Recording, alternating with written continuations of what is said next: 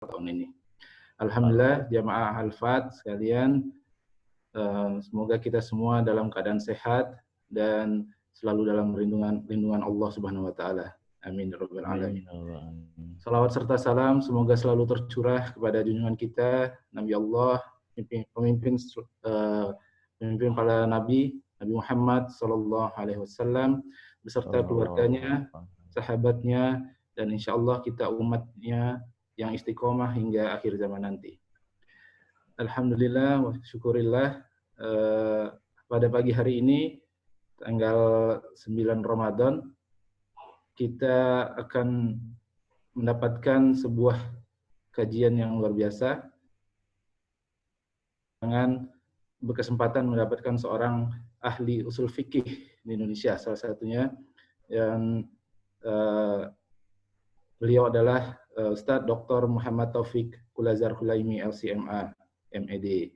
Alhamdulillah beliau adalah pakar usul fikih ya Ustadz ya, insyaallah, yang beliau telah menjalani S2 dan S3-nya di usul fikih, jurusan usul fikih di Sudan.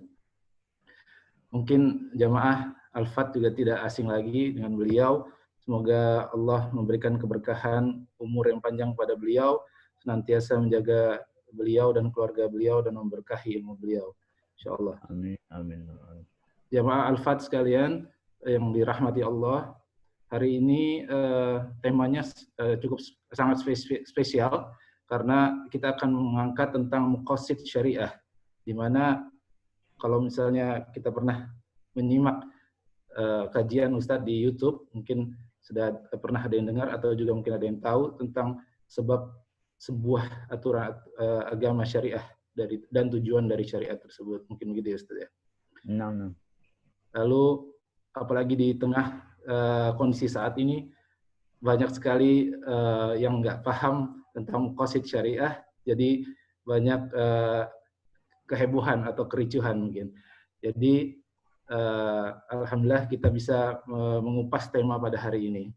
Untuk itu, agar jalannya kajian pada hari ini bisa berjalan baik, saya menghimbau agar para jamaah untuk mengkondisikan audionya pada mute, dan nanti kalau ada yang bertanya silahkan di kolom chat untuk mengetik, nanti akan saya bacakan.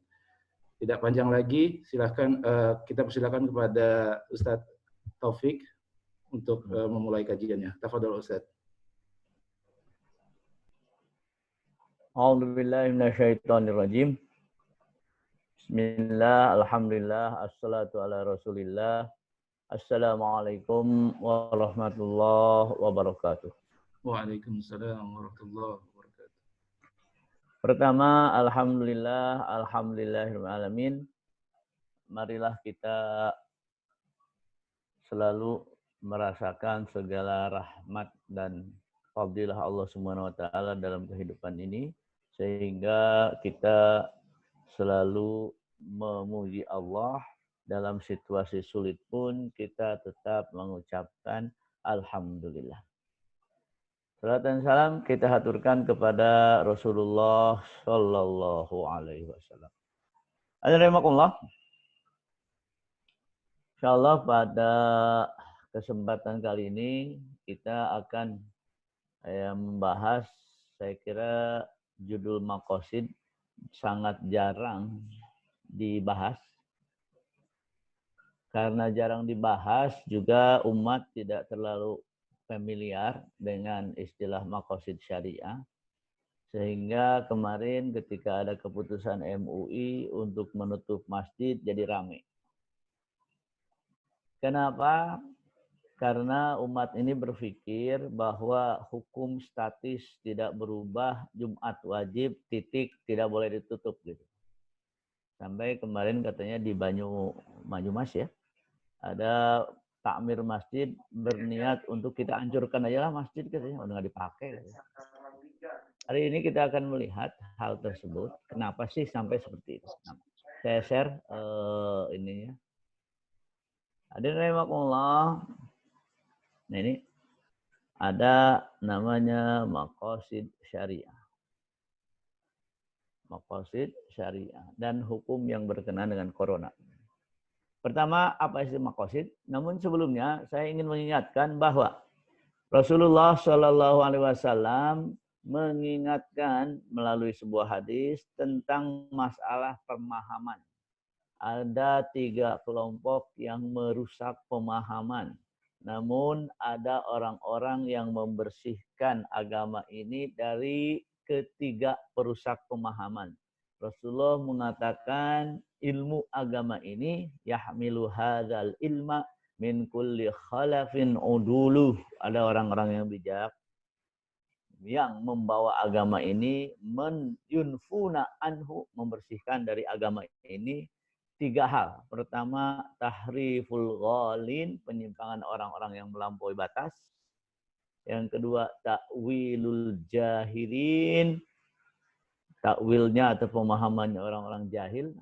Wantihalul mubtilin. Nah, kalau nomor 3 kayaknya orang-orang sekuler nih, pemalsuan orang-orang batil gitu. Nah, yang tidak beriman mempelajari Quran dan Sunnah akhirnya hasilnya nggak benar gitu. Nah, namun yang 1 dan 2 memang bagian dari kita. Sholat bersama kita, beriman bersama kita, namun terkadang ada pemahaman yang harus diluruskan. Alhamdulillah. Sekarang ini hukum syariat wajib, sunnah, mubah, haram dan makruh dalam kenyataannya wasilah untuk mewujudkan maqasid. Yang harus difahami bukan hanya sekedar pahala yang dibicarakan dalam fikih, tapi juga dibicarakan maqasid syariah. Ada orang, kenapa harus berpikir pahala terus? Karena Allah sendiri yang nyuruh kita berpikir pahala. Jadi fikih ada 2 sisi. 1, masalah pahala. 2, masalah maqasid. Masalah pahala urusan akhirat. Masalah maqasid urusan dunia. Masalah pahala akhirat. Kenapa kita berbicara pahala? Allah yang menyuruh. Man soma, barang siapa puasa. Ramadhana, di bulan Ramadan. Imanan, karena dia beriman. Ihtisaban, ihtisab itu berharap pahala. Ghufirallahu ma taqaddama min dzambi. Jadi ini memang kalau fikih wajib dikerjakan dapat pahala. Sunnah dikerjakan dapat pahala, ditinggalkan tidak masalah. Tapi rugi nggak dapat pahala. Makruh ditinggalkan dapat pahala. Haram ditinggalkan dapat pahala. Semuanya urusan pahala. Namun itu baru satu sisi. Sisi lain ada yang namanya syariat. Hukum syariat tadi wasilah untuk mewujudkan maqasid. Pak, sederhananya setiap hukum ada kepentingan di balik hukum tersebut. Maslahah. Allah mengharamkan membunuh karena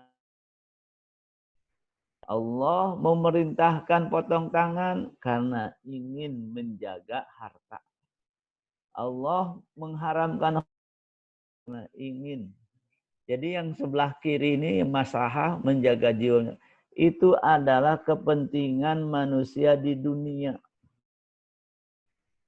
Allah membolehkan jual hidup dalam tidak hidup dalam keadaan susah. Allah membolehkan tidak puasa bagi yang safar di bulan Ramadan untuk meringankan.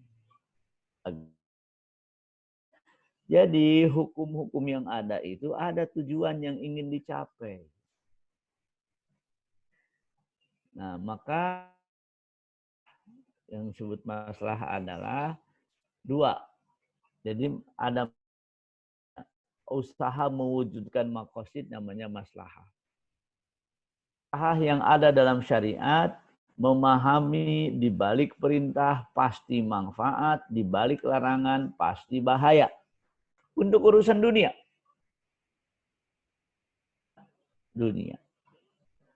Perintah pasti manfaat.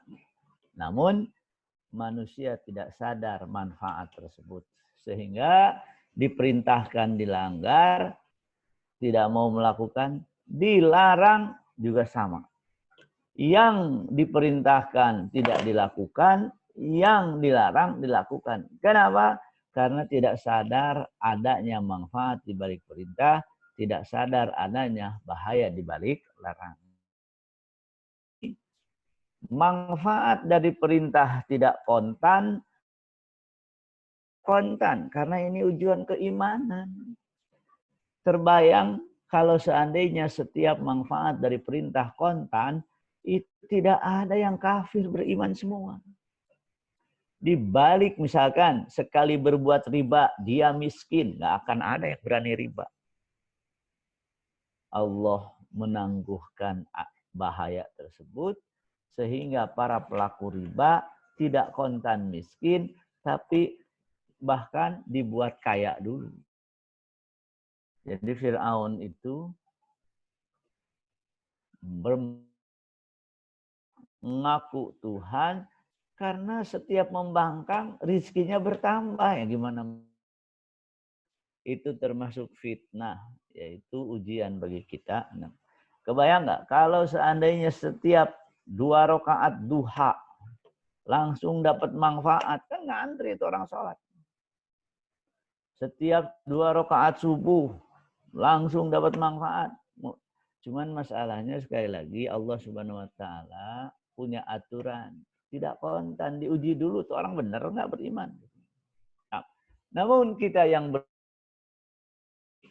di balik perintah pasti manfaat, di balik larangan pasti bahaya. Nah, yang dimaksud maslahat di sini bukan maslahat yang dipandang oleh hawa nafsu, tapi maslahat yang memang sesuai dengan Al-Quran dan Sunnah. Kita lanjut. Di sini sedikit tentang maqasid syariah. Jadi apa itu maqasid syariah? Maqasid syariah adalah makna yang selalu menonjol dalam hukum syariah. Tadi ada menjaga jiwa. Dan makna ini menjadi sebab disyariatkannya hukum. Baik berupa hikmah, atau maslahat umum, atau nanti ada bagannya setelah ini. Kemudian, nah ini pentingnya. Semua ini, kenapa kita mengetahui maqasid? Bersatu dalam satu tujuan, yaitu menguatkan makna beribadah kepada Allah. Kalau kita tahu bahwa harta itu akan hancur zakatnya, maka yang menjadi nilai adalah yang berkepentingan dengan zakat, pemilik harta bukan para mustahik, karena dia sadar maqasid dari balik zakat, diantaranya Allah ingin menambah rizki pemilik harta. Khud min amwalihim tutahhiruhum wa tuzakkihim biha. Di antara zakah, yuzaki itu menumbuhkan harta. Jadi jangan berpikir bahwa zakat ini mengurangi harta. Kenapa? Maqasid zakat adalah membersihkan harta dari zakat. Kenapa? Karena zakat itu kotoran. Kenapa? Karena zakat itu bagaikan benalu dalam sebuah pohon. Kalau nggak dibersihkan, pohonnya yang mati. Maka kenapa mempelajari maqasid? Menguatkan makna beribadah kepada Allah dan untuk kebaikan manusia dunia dan akhirat. Jadi jangan berpikir bahwa agama ini hanya berpikir akhirat saja, berpikir dunia juga. Contoh berpikir akhirat. Kita lihat di Masjidil Haram atau ketika haji, tempat lontar jumroh itu, Ula Wusta dan Aqabah, kenapa dibuat besar? Padahal kalau berpikir masalah akhirat saja, bukanlah mereka kalau mati berdesakan pun masuk surga. Tapi kenapa dibikin tingkat 2? Dibikin luas. Masalahnya tidak hanya berpikir akhirat saja, yaitu ke surga, tapi juga masalah dunia dipikirkan. Kadang-kadang kalau saya pribadi, saya kenapa dibikin harus tingkat 2, tingkat 3? Biarkan aja mereka meninggal dianterin ke surga kan. Tinggal siapkan ambulan, nganterin mereka ke surga. Tapi tidak begitu. Harus berpikir dunia dan akhirat. Akan dirahmatullah, ini gambarannya. 3 sisi maqasid. Ada hikmah. Kalau hikmah itu setiap satu ibadah, satu manfaat. Inna sholata tanha 'anil fahsya wal munkar. Salat itu tujuannya mencegah fahsya dan munkar. Yang namanya menikah tujuannya menjaga pandangan dan menjaga dari zina. Kalau tidak bisa zina, puasa. Karena puasa fungsinya sama bagi bujang. Al-ghaddu lil basar, ahsanu lil farj. Kenapa zakat? Karena zakat menambah harta. Mana qasad shadaqatun min malin. Tidak ada harta berkurang gara-gara dikeluarkan zakat. Ini namanya hikmah. Satu amalan, satu manfaat. Jadi manfaat per amalan, per ibadah. Kalau maslahat umum ada doruriyat. Doruriyat itu kalau tidak dilakukan bisa menimbulkan kematian. Ada. Kalau hajiat, kebutuhan yang sangat. Kalau tidak dilakukan bikin susah. Kalau tahsinat hanya pelengkap dan membuat sesuatu menjadi indah. Nah, jadi dalam doruriyat ada 5. Agama, jiwa, akal, dan harta. Jadi ada hukum-hukum yang bertujuan menjaga agama dalam diri manusia. Menjaga jiwa dalam diri manusia. Menjaga akal. Ini bukan kita jagain agama, bukan. Menjaga agama dalam diri manusia. Yang menarik, kenapa para pejuang Bandung membakar rumah mereka dalam peristiwa Bandung Lautan Api? Karena mereka khawatir penjajah kembali menjajah Indonesia yang menyebabkan agama mereka hilang dalam diri mereka karena dijajah. Karena dijajah.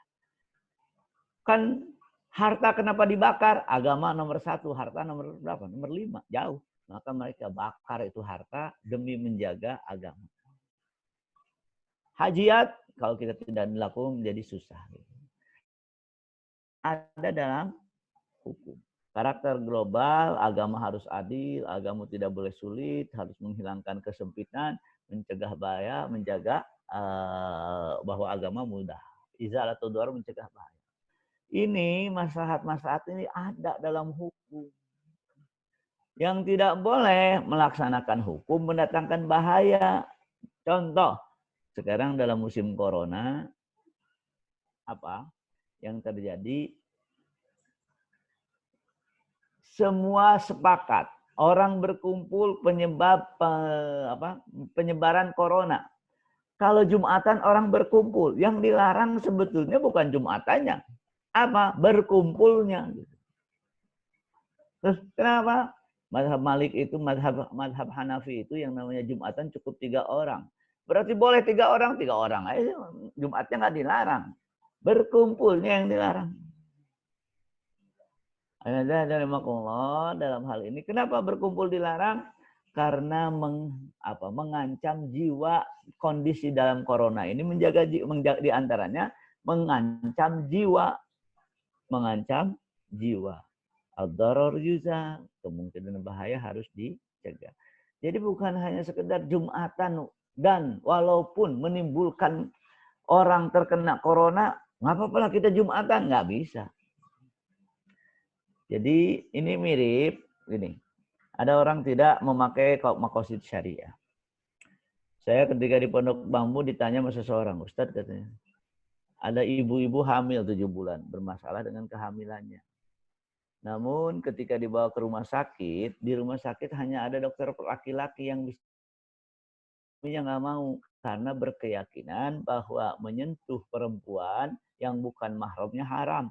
Akhirnya menolak untuk diobati. Kemudian yang terjadi istrinya meninggal gara-gara masalah di kehamilan. Meninggal istrinya. Terus bagaimana? Nah, ini masalahnya. Bukankah yang namanya menjaga jiwa itu tujuan syariat? Jaga, jangan sampai. Oleh karena dalam kondisi seperti itu boleh disentuh karena menjaga jiwa salah satu tujuan syariat. Kemudian yang namanya menyentuh itu babnya adalah bab menjaga dari zina, menjaga keturunan. Menjaga keturunan nomor berapa? Nomor 4. Jiwa nomor 2. Dahulukan jiwa. Jadi pokoknya kita hukum-hukum titik, karena hukum juga ada makosidnya. Ada makosidnya. Tadi pahlawan Bandung Selatan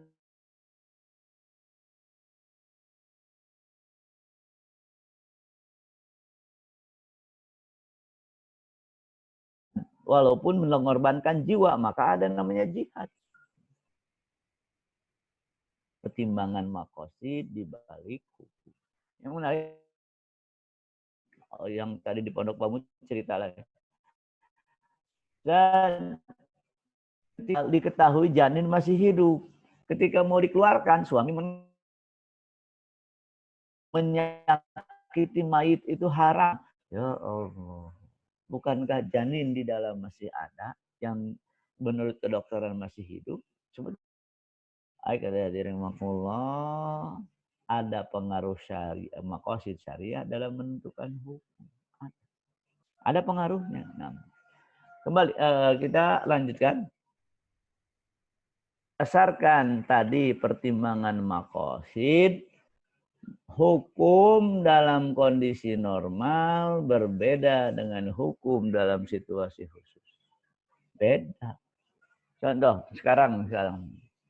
Bukankah Jumatan wajib? Wajib. Kapan? Situasi normal. Bagaimana Jumatan dalam situasi khusus seperti mewabah corona? Lain lagi hukum. Pertanyaan saya, mana yang lebih Jumatan dalam kondisi corona atau tidak Jumatan dalam kondisi corona? Tidak Jumatan dalam kondisi corona. Kenapa? Hukum-hukum yang berkenaan dengan Jumatan di dalam situasi normal, bukan dalam situasi khusus. Apakah Rasulullah melakukan Jumatan ketika dalam keadaan safar? Loh, kan Jumatan wajib. Kan dalam kondisi safar, beda situasinya. Maka dalam fikih tidak ada sejumlah orang yang mengadakan safar, ngadain Jumatan sendiri, nggak ada.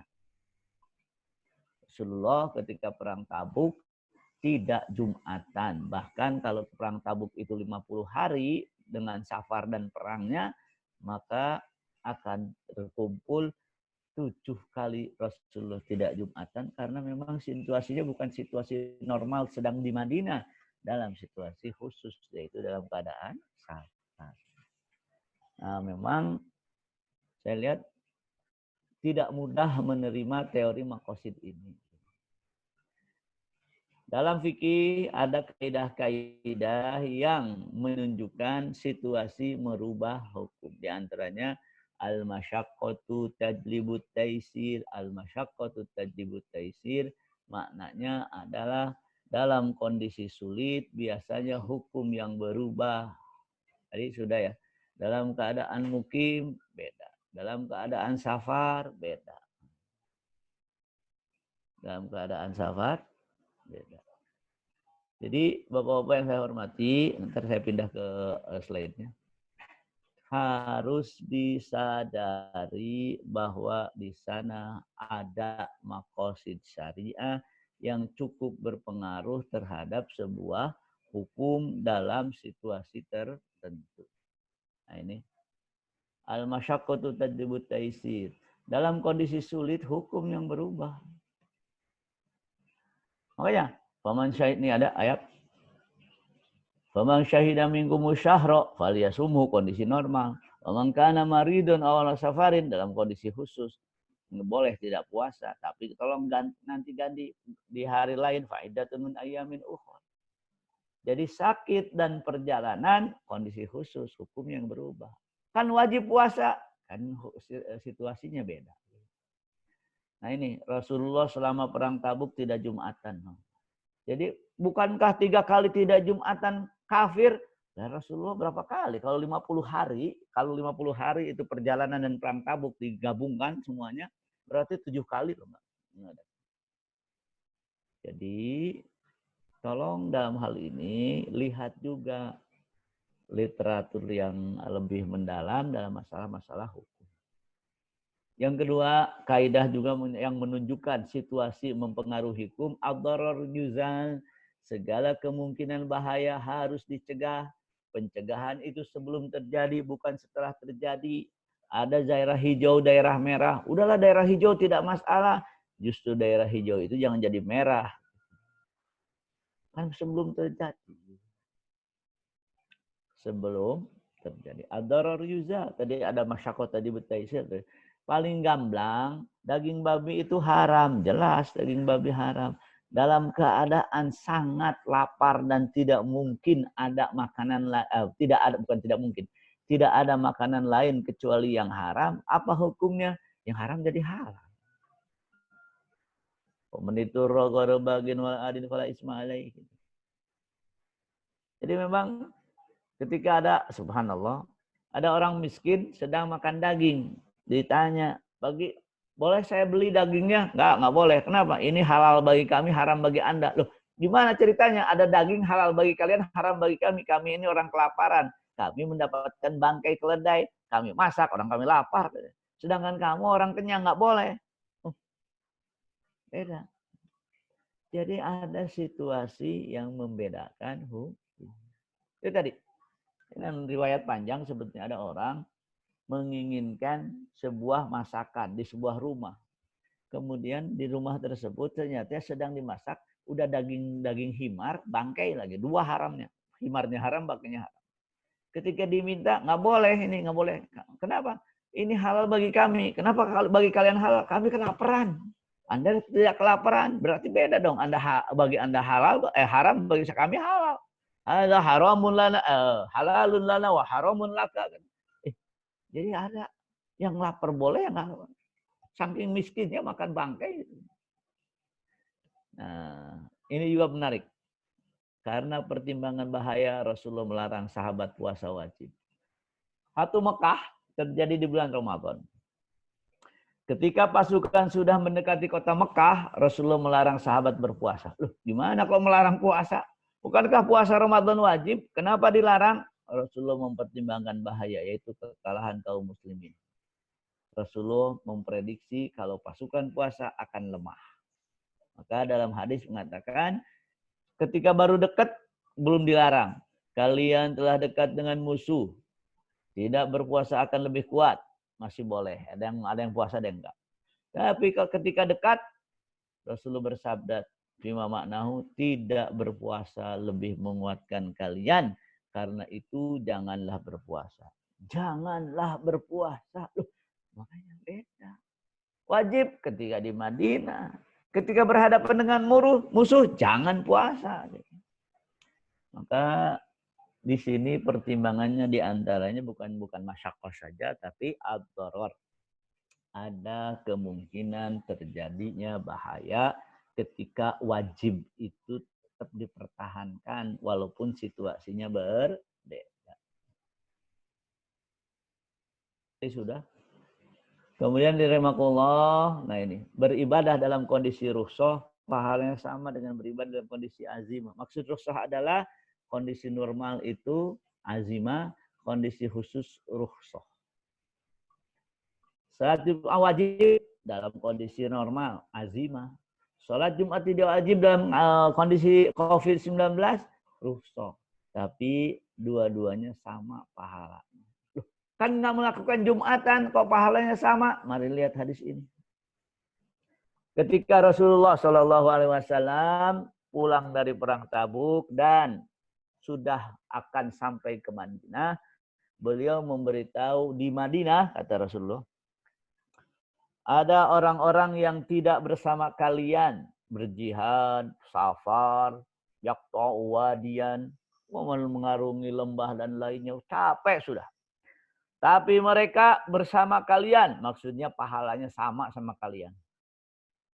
Sahabat yang ikut perang dan capek bertanya, Rasulullah, mereka di Madinah pahalanya sama dengan kami. Iya, kata Rasulullah, mereka di Madinah. Wahum bil Madinah.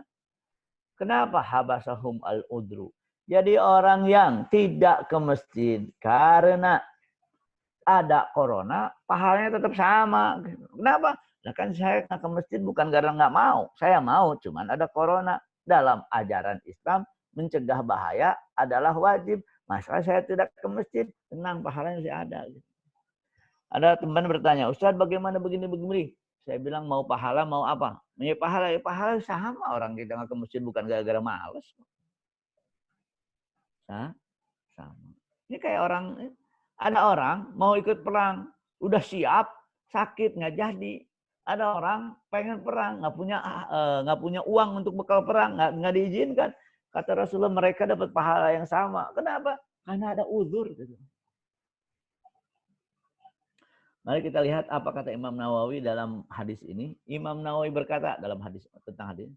Dalam hadis ini terdapat fadilah niat dalam melakukan kebaikan. Barang siapa berniat ikut perang atau ingin beraktivitas ketaatan lainnya, kemudian terjadi uzur yang menghalanginya, ia sudah mendapat pahala dari niat. Pahala. Jadi jangan berpikir, oh ini gimana sih nggak Jumatan? Ya kan kondisinya. Dan semakin ia merasa sedih, ini penting, dan semakin ia merasa sedih karena tidak melakukan ketaatan tersebut, maka semakin besar pahala. Jadi ada sekarang memang beberapa ustaz, kan kita pengen ke masjid, kan kita khawatir, udah kebiasa ke masjid, jadi nggak ke masjid. Perasaan itu yang menambah pahala. Jadi jangan sampai, wah ini nggak syar'i ini, udah kita ikut syariat saja lah, nggak usah ngada-ngada. Ini teori konspirasi. Saya bilang ini bukan teori konspirasi, secara teori maqasid benar. Apalagi hadis mengatakan innamal a'malu binniyat, pahala dan hukum dari sebuah amal tergantung niat. Maka saya ingin sedikit mengingatkan. Dalam hadis juga disebutkan, barang siapa terbiasa atau firman manau terbiasa dengan sebuah amal, kemudian terhalang amal tersebut karena udzur, pahala tetap berjalan. Ini juga hadis yang menyebutkan innallaha, Allah Subhanahu wa taala, yuhibbu an tu'ta rukhasuhu, ingin senang kalau seandainya rukhsahnya itu diambil. Berarti ketika kita mengambil rukhsah, Allah juga senang, kondisinya beda. Sebagaimana Allah senang diambil azimahnya. Rukhsah-rukhsah seperti ini adalah Allah tidak menginginkan kesulitan. Allah tidak menginginkan datangnya bahaya. Rasulullah sendiri kok yang melakukan. Bapak-bapak dan ibu-ibu yang saya hormati, di satu hari di Madinah. Di Madinah, Rasulullah menjamak sholat. Duhur asar dijamak. Maghrib isya dijamak. Kemudian perawi hadis ditanya, kenapa Rasulullah menjamak? Jamaknya itu tanpa hujan, tanpa safar, tanpa sakit, tanpa ada rasa takut. Semuanya nggak ada sebab-sebab. Kemudian Rasulullah ditanya, Rasulullah kok begini? Saya tidak ingin umatku susah. Jadi dalam kondisi tertentu tidak boleh ada yang susah. Maksud susah di sini adalah susah yang melampaui batas sebagai seorang manusia. Ya yang namanya hidup pasti susah semua. Subuh-subuh ke masjid dia susah, tapi kan yang begitu ditolerir, nggak dianggap masyarakat. Makanya hadirin rahimakumullah, dalam fikih ada orang sehat, namun khawatir sakit karena puasa, boleh tidak puasa. Tapi jangan sakit-sakitan atau bohong-bohongan khawatir sakit. Gitu. Karena mungkin, ini kata dokternya, ini kalau puasa bahaya, nanti boleh. Ini kalau puasa bisa kena corona, kalau secara dokter ya. Bukan kita yang meriksa diri sendiri, tapi dokter yang menentukan. Allah berfirman, wala taqtulu anfusakum innallaha kana bikum rahimah. Kalau memungkinkan mendatangkan bahaya, jangan. Ya, sampai bukan yang sakit. Yang sakit tidak boleh puasa kan itu tujuannya, jangan membahayakan. Juga yang sehat tapi khawatir sakit. Ada pertanyaan bagaimana boleh nggak tidak puasa karena corona? Kalau dipastikan kata dokter ini kalau puasa bahaya bisa kena. Misalkan para perawat yang lainnya ya mungkin. Mungkin. Tapi harus dipastikan dulu derajat bahayanya. Derajat bahaya. Karena kalau derajat bahaya tidak diperhatikan ya semua hidup bahaya juga. Ngapa ya nggak bahaya? Nah, Nah, di sisi lain, rahimakumullah, kondisi seperti sekarang justru membuka kesempatan, yaitu apa? Memperbanyak sedekah, karena sedekah dalam keadaan dibutuhkan itu jauh lebih berlipat pahalanya daripada kondisi biasa. Nah, rahimakumullah, dalam hal ini juga ada ayat lain yang mengatakan bahwa yang namanya beribadah itu mastata'tum, sekuat kemampuan, mastata'tum. Jadi kalau memang ada batasnya, ada ketidakmampuan, ada bahaya, ya memang ditolerir juga. Rasulullah yang begitu antusias dengan ibadah, yang mana ibadahnya Pak, sampai kakinya bengkak, tapi ketika berhadapan dengan musuh, jangan puasa. Kembali dalam kasus corona ini, saya lihat semua sepakat bahaya harus dicegah. Tapi tidak sepakat apakah corona bahaya. Dalam hadis sebutkan firra minal mazlum kama tafirru minal iri minal asad. Lari dari penyakit menular seperti lari dari singa. Masalahnya kalau ada singa nongkrong di masjid, semua sepakat itu bahaya. Tapi kalau corona, nah ini masalahnya lagi. Sudah nggak kelihatan, yang membawa virus nggak kelihatan. Di zaman Umar ada wabah, tapi yang membawa virus ketahuan. Yang disuruh di rumah, yang bawa virus doang. Tetap berjalan yang lain. Sekarang yang sehat nggak sehat, kadang-kadang kita bingung. Ini yang memungkinkan menularkan, saya ketularan atau saya menularkan, kan nggak ketahuan. Oleh karena itu hadirin rahimakumullah, dalam hal ini mari kita lebih bijak melihat kondisi ini dan kita yakin Allah tidak mengurangi pahala kita. Allah tidak mengurangi pahala kita. Oke, yang diinginkan apa sih? Kalau yang diinginkan pahala, tenang, pahala masih ada. Nanti bagaimana Idul Fitri, ya memang kan mastata'tum juga, ada dorong yang mungkin dicegah. Jadi bahayanya itu bukan sekedar virusnya, bahayanya itu manusia berkumpul. Jadi secara ilmiah dibuktikan yang ngumpul itu menjadi masalah. Yang mungkin kita mendengar ya, pertandingan sepak bola antara Liverpool melawan Atletico Madrid itu menyebabkan menyebarnya COVID-19 di Inggris. Karena manusia berkumpul. Atalanta lawan Valencia itu menyebabkan apa? Virus menyebar dari Italia ke Spanyol. Sekarang kemarin ada ijtima ulama, wallahualam ijtima ulama. Oh, Masya Allah di Indonesia gampang banget disebut ulama ya. Ijtima ulama dunia terjadi juga. Tidak dilakukan pencegahan di pesantren di mana Magetan terjadi juga. Kita ya ada yang mengatakan masjid itu suci, terhindar dari virus. Kalau begitu Madinah saja kena. Masjid Nabawi kena. Masjid kan terjaga dari kejahatan. Umar aja meninggal di masjid. Ketahuilah Ka'bah itu ketika akan dihancurkan Abraha apa? Dilempar burung ababil. Tapi dulu ada kaum Qoromitoh menguasai Mekah 22 tahun, 10 tahun akhirnya tidak bisa ada haji karena mereka menguasai Ka'bah. Sampai Qoromitoh itu mencuri Hajar Aswad, dikembalikan oleh Bani Abbasiyah dengan membayar berapa ratus ribu dinar. Dan terjadi 10 kali haji nggak berlaku. Haram itu pernah kosong berkali-kali.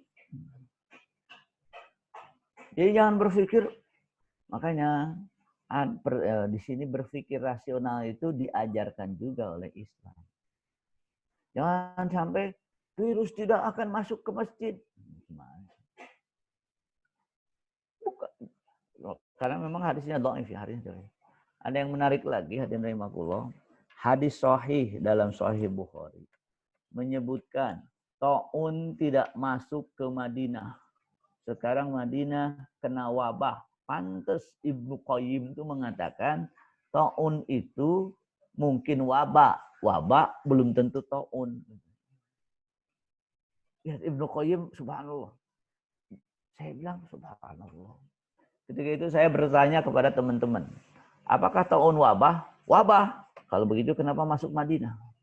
Ternyata Ibnu Qayyim mengatakan ta'un itu lebih, jadi ta'un bagian wabah, kadang semua ta'un itu wabah, tapi tidak semua wabah ta'un. Maka sekarang wabah ada yang masuk ke Madinah. Madinah itu 4 kota terbesar di Saudi yang korban COVID-nya atau yang positif COVID-19-nya terbanyak. Jadi jangan sampai kita berpikir tidak rasional. Udahlah berkah, siapa yang menolak berkah? Nggak ada. Cuma dalam masalah seperti ini Rasulullah sendiri berhitung. Rasulullah sendiri berhitung. Yang menarik kemarin ada ungkapan begini. Isra Mi'raj itu perjalanan dari mana? Naik buruk ke mana? Ke Palestina. Dari Palestina naik ke atas kan? Naik buruk. Yang heran, kenapa hijrah jalan kaki? Kenapa hijrah? Bukan kenapa nggak naik buruk? Itu hijrah. Sehingga nggak usah dikejar-kejar oleh apa namanya? Warokoh ya. Jadi ada perhitungan-perhitungan yang dilakukan oleh Rasulullah yang kadang kita nggak mau melakukan hal seperti itu. Nah, saya kira ini yang bisa saya sampaikan sekitar atau mungkin ya ini baru mukadimah saya tentang maqasid syariah, tapi tujuannya jangan sampai mengatakan tidak Jumat tidak syari'i. Kita kembali kepada syariat saja. Ya yang mana saya kira tidak tepat seperti itu. Alam shawab, kalau ada pertanyaan silakan, mudah-mudahan bisa dijawab. Nah, silakan. Nah, Ustaz, jazakallah khair wa barakallahu fiik. Ini mungkin iya benar baru mukadimahnya saja karena kalau dibahas panjang ya Ustaz ya. Panjang. Bisa 1 semester. Butuh 1 semester ya Ustaz ini. Bal aksa. Baik, jemaah sekalian, kita buka sesi tanya jawab. Ini sudah ada yang masuk Ustaz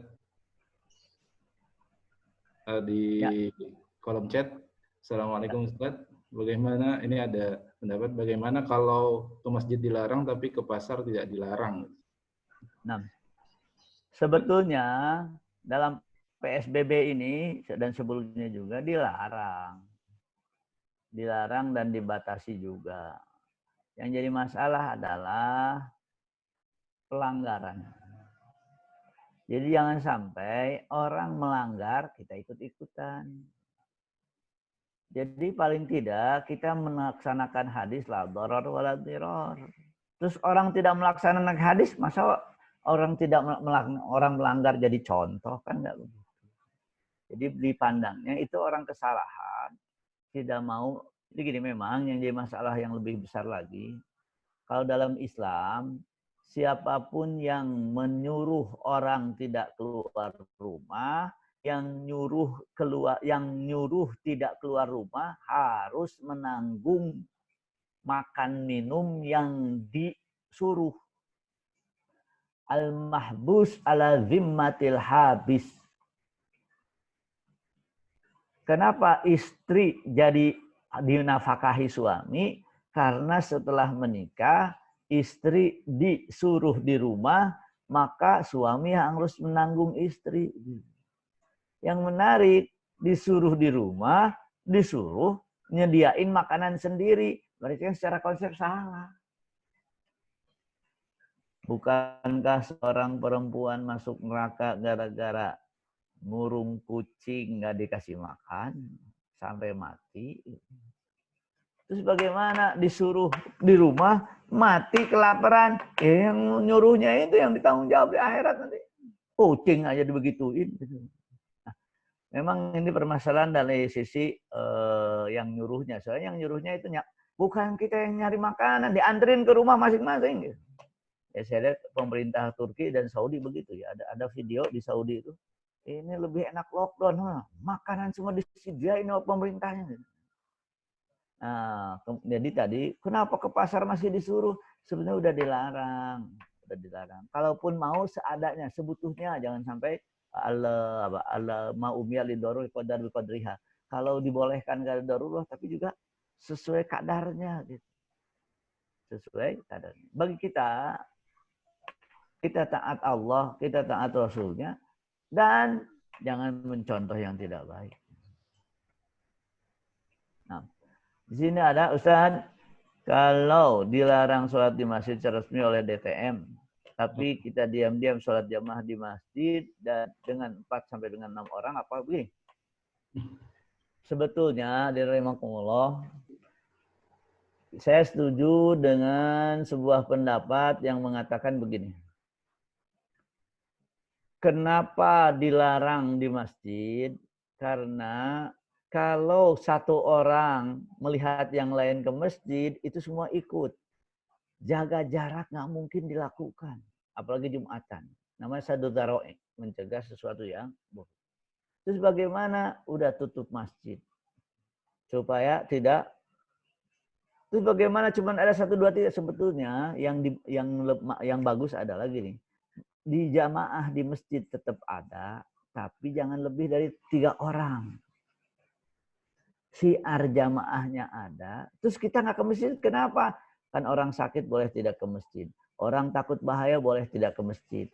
Oleh karena itu, jamaahnya tidak dihilangkan. Kok nggak pada ke masjid? Kan ada uzur syar'i.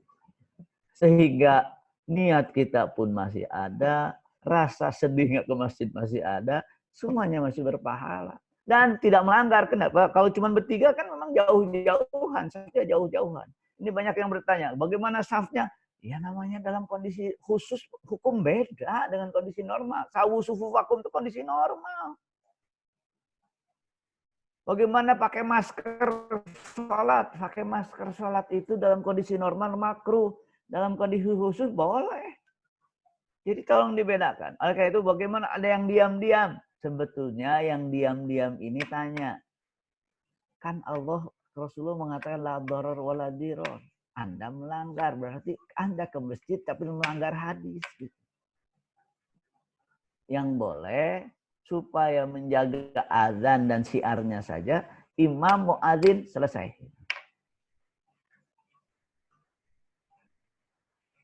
Ini ada yang benar sholat jarak itu sholatnya makruh. Pertama, merapikan shaf itu tidak wajib dan bukan syarat sah sholat. Tidak disebut makruh karena yang namanya merapatkan shaf itu sunnah. Nah, tidak sampai derajat makruh. Dan itu pun dalam kondisi normal. Dalam kondisi khusus tidak makruh. Jadi jangan berpikir saya ke masjid, tapi saya melanggar hadis. Gimana? Mendingan tetap. Kemudian yang namanya jamaah itu boleh di rumah. Dalam fikih tidak ada syarat sah jamaah adalah masjid, nggak ada.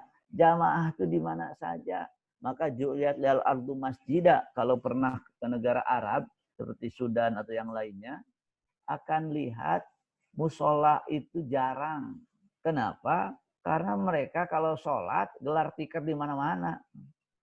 Di mall gelar tikar, Allahu Akbar, breg semuanya.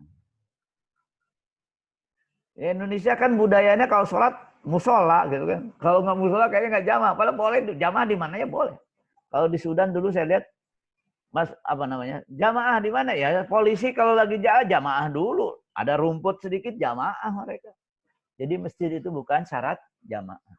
Boleh di rumah, di mana saja. Kalaupun jamaahnya di rumah, pahala kita ke masjid masih dapat. Yang kedua, jamaah juga nggak hilang.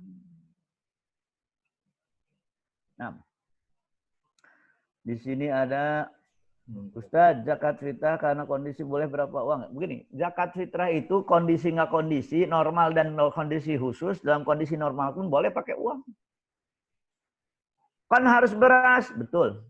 Di zamannya Rasulullah tidak pernah menyebut beras. Tidak pernah. Yang ada gandum dan kurma. Loh, kenapa beras? Karena difahami maksud dari beras, dari gandum dan kurma, makanan pokok. Oke. Kalau begitu maksud dari beras adalah memenuhi kebutuhan. Dan kebutuhan manusia itu bukan beras. Kalau dengan uang seluruh kebutuhan bisa dipenuhi, berarti uang saja. Jadi kan ini, Rasulullah nggak pernah nyebut beras, Rasulullah nggak pernah menyebut gandum. Kenapa kok jadi ada beras? Karena makanan pokok. Kalau begitu lanjutkan berpikirnya. Kenapa uang? Karena memenuhi kebutuhan itu lebih tepat dengan uang. Kebayang nggak tanggal 1 Idul Fitri, orang dapat beras. Nggak punya uang, dijual itu beras. Ya sama aja, kalau begitu mendingan langsung uangnya. Karena saya kira tidak ada orang yang Idul Fitri hanya dengan beras. Emang lontong aja gitu. Nggak pakai opor, nggak mungkin juga. Kalau begitu mending uang. Minimal mereka beli gula, beli kopi. Karena nggak punya uang dijual lagi itu beras. Kalau begitu mendingan uangnya langsung. Beras dibeli 60.000, setelah jadi beras dijual lagi itu 40.000 paling gede. Hilang 20.000 tengah jalan. Kemudian Ustaz, siapa yang dimaksud umaro, presiden, gubernur kan? Itu ada gini. Ada namanya otoritas tersendiri. Kalau DKM otoritasnya dengan masjid dan jamaahnya. PSBB, nah gini. Ya sebetulnya ada tingkatan-tingkatan di bawahnya. Namun dalam masalah hukum yang menentukan bahaya tidak bahayanya itu ahli virus. Yang menentukan hukumnya ulama. Karena ulama bukan ahli virus bukan ulama. Bagaimana mekanismenya? Ahli virus melaporkan ke ulama, ulama yang memutuskan. Jadi berdasarkan rekomendasi dari para ulama. Nah ini kalau pernah, udah siapa yang dibilang umaro? Aduh agak berat jawabnya kalau siapa yang dibilang umaro. Kan sekarang menarik. Khilafahnya khilafahnya dibuli habis-habisan, tapi ingin kayak khalifah, kan aneh gitu. Seperti Khalifah Umar. Khalifah Umar gimana? Kalau begitu khilafah kenapa diledekin gitu. Yang kedua, kalimat umaro itu atiullah wa atiur rasul wa ulil amri minkum. Sebetulnya kalau dalam konteks fikih, saya katakan dalam konteks fikih ya, atiullah, taat Allah, taat Rasul, taat para umaro. Berarti umaro itu taat Allah, taat Rasul. Kalau pemimpinnya tidak mau aturan Allah, tidak mau aturan Rasul, ya gimana dibilang umaro? Jadi bagaimana presiden gubernur? Ya sebetulnya memenuhi syarat atau tidak.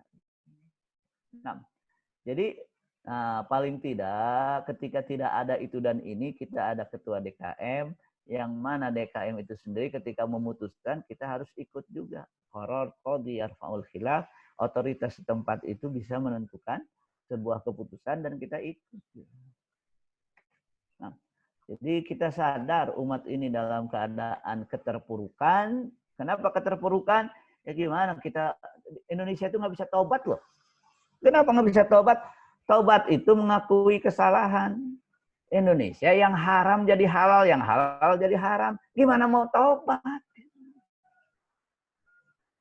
Gak bisa. Taubat gimana? Kita aja sudah. Ya Allah, ya memang kalau secara skala negara nggak bisa taubat. Musyrik aja masuk surga di Indonesia. Terus kita ya taubat dengan kita diri sendiri aja lah. Ya Allah, yang itu memang kita nggak susah. Ya. Jadi kalau dikembangkan lagi lebih luas, bingung kita. Kenapa? Ya gimana di Indonesia mau taubat? Gimana nggak datang bencana tiap orang, setiap datang bencana melakukan kemusyrikan. Saya istilahkan kemusyrikan teknologi, yaitu apa? Setiap ada bencana yang diingat teknologi, nggak pernah ingat Allah. Gimana nggak musyrik? Gitu. Wah itu bab khusus itu kemusyrikan teknologi. Nah, itu ya. Masya Allah. Barakallahu fiik Ustaz. Alhamdulillah.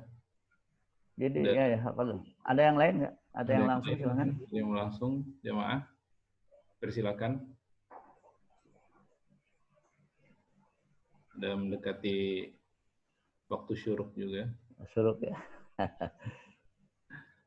Jadi intinya mungkin semua hadis sahih, ada perintah Allah juga tidak bertentangan dengan akal sehat ya Ustaz. Semua harus pasti. Coba ya. antum bayangkan. Ketika hijrah itu kan kalau Rasulullah risalahnya itu risalah yang tidak masuk akal, panggil Jibril, saya mau hijrah, tolong buruk dong. Tapi kalau hijrah pakai buruk, kita mau nyontohnya gimana? Masa kita mau manggil buruk? Rasulullah risalahnya untuk manusia. Begini strategi apa namanya? Madinahnya di utara, tapi ngarahnya ke selatan dulu supaya nggak kekejar terus, menyewa ini, bawain kambing, bawa ini supaya menghapus jejak. Coba kalau supaya nggak dikejar Quraisy gampang. Apa? Miss call Jibril langsung bawa buruk kan. Tapi kan risalah ini tidak semuanya dengan ilmu yang saya sering mengatakan bukan urusan kanuragan gitu. Dilakukan segala usaha setelah ini. Gini, kan kita ininya pahala. Oke, ketika usaha menghindari COVID-19 kita berpahala. Nah, jadi tadi misalnya masih genap sholat berjamaah yang mudah menghindari bahaya atau tidak. Menghindari bahaya itu berpahala loh. Nah, Allah alam shawab, saya kira ini mungkin Bapak dan ibu-ibu yang saya hormati, terkadang saya melihat kok orang masih pada menolak. Ya memang tidak dari tinjauan makosidnya nggak kena atau nggak nyampe. Yang kedua, ada tuduhan teori konspirasi. Yang ketiga, salah memahami tanda kiamat. Mekah kosong, tanda kiamat. Koromitoh itu tahun 300 Hijrah loh. Di tahun 900 mencuri Ka'bah dan mengkosongkan Masjidil Haram dari orang. Jadi ini keseimbangan dunia gara-gara orang tidak tawaf. Dulu juga ada. Tahun 79 pernah Ka'bah kosong. Gara-gara ada yang apa namanya? Masuk ke Ka'bah bersenjata itu. Membantai. Ya, tahun 79 pernah. Tahun 80 diulang. Jadi dalam hal ini ya mari kita bijak. Tadi di awal saya mengatakan ada 3. Tahriful ghalib. Yang kedua takwilul jahilin. Yang ketiga intihalul mubtilin. Awal sekali lagi mudah-mudahan Allah tetap melimpahkan pahala bagi kita, apalagi bagi kita yang sudah sangat terikat dengan masjid, kemudian merasa sedih, ya Allah, kapan corona berakhir, kami ingin ke masjid. Sedihnya itu kata Imam Nawawi terus bertambah pahala kita. Namun bagi yang alhamdulillah ada corona, nggak dipaksa sama istri untuk ke masjid, itu udah nggak pahala lagi udah. Kenapa? Ya dia senang ada corona. Mudah-mudahan kita selalu sedih dan kita berdoa kepada Allah, mudah-mudahan segera mengangkat corona ini dan kita bisa ke masjid kembali. Barakallahu lakum. Assalamualaikum warahmatullahi wabarakatuh. Syukron Ustaz. Waalaikumsalam warahmatullahi wabarakatuh. Barakallahu fiik Ustaz. Alhamdulillah para jamaah sekalian, hari ini kita dapat bahan tentang makosid syariah. Semoga yang disampaikan oleh Ustaz mendapat keberkahan dan kita juga mendapat pencerahan sehingga kita melaksanakan syariah dengan baik. Dulu ini loh, kebanyakan ini berat. Sehingga kita bisa melaksanakan ibadah dengan sempurna seperti sedia kala. Selanjutnya untuk itu kita tutup kajian pada hari ini. Kita cukupkan dengan bacaan hamdalah dan doa kafaratul majelis. Alhamdulillah. Amin.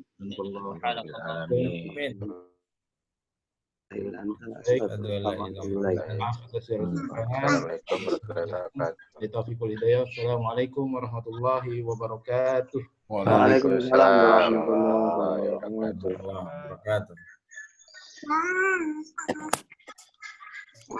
Amin.